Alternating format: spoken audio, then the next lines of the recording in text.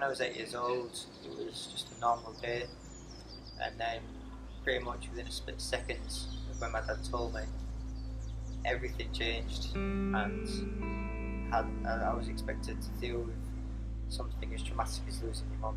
It's not something anyone's ready for, but you have to do it. If you don't, then you destroy you.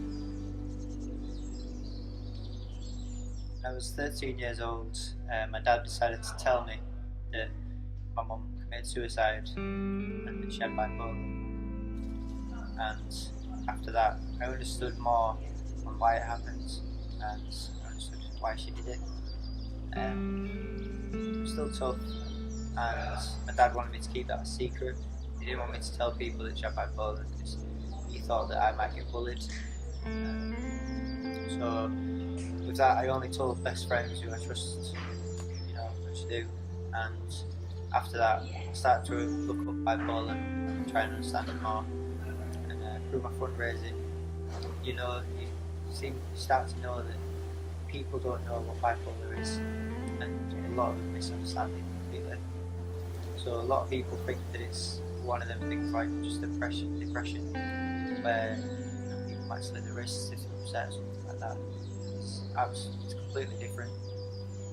So basically, bipolar is known as manic depression, and it works just like a roller coaster. You can be up 1 minute or down the next. So, for example, the days like the day she died, we should spend all day in bed, upset and angry. And there'd be days where she'd go buy a holiday the next week coming up, or she'd go spend loads of money shopping, or she'd take me off school for a day out. Different people react to it differently, but bipolar is just misunderstood by a lot of people. And if you look it up and you live with people with it, you understand it more. After 10 years of living without a mum, I decided to start fundraising, and I didn't start small. I didn't start with like a raffle or like selling buns or anything like that.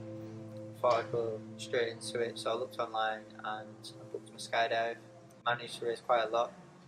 I did little things as well just before the skydive to raise money, so I did do raffles, I did bun sales, I did car washes, did a charity night as well, where we had live acts and everything like that. It brings me closer to her in a way, and I know that it'll never bring her back, but knowing that you're being closer to someone that you lost so long ago is a very good feeling. Also, when I'm doing the charity work, I get a good feeling out of it because I know that other people suffering just like we did are getting more support than what she might have got, because obviously all the money I've raised is going to help them people, and it doesn't just affect the person with the illness, because people with the illness, yeah, it hurts them, it affects them big time, but families, for example, my dad had to deal with it all the time, looking after my mum as well as working, so other families getting the money to support them, making it easier for them as well as the person with illness. It's just a good feeling to know that it's helping everyone. After all my fundraising, my total at the moment is about 6,600, and because I've raised so much, I won the Bipolar UK Fundraiser of the Year award.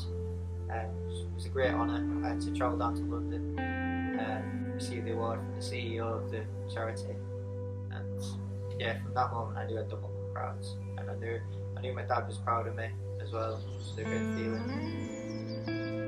Even though it's been 10 years, I'll never ever forget my mum, just for everything she stood for, everything she taught me, and she just made me into a better person, being there and not being.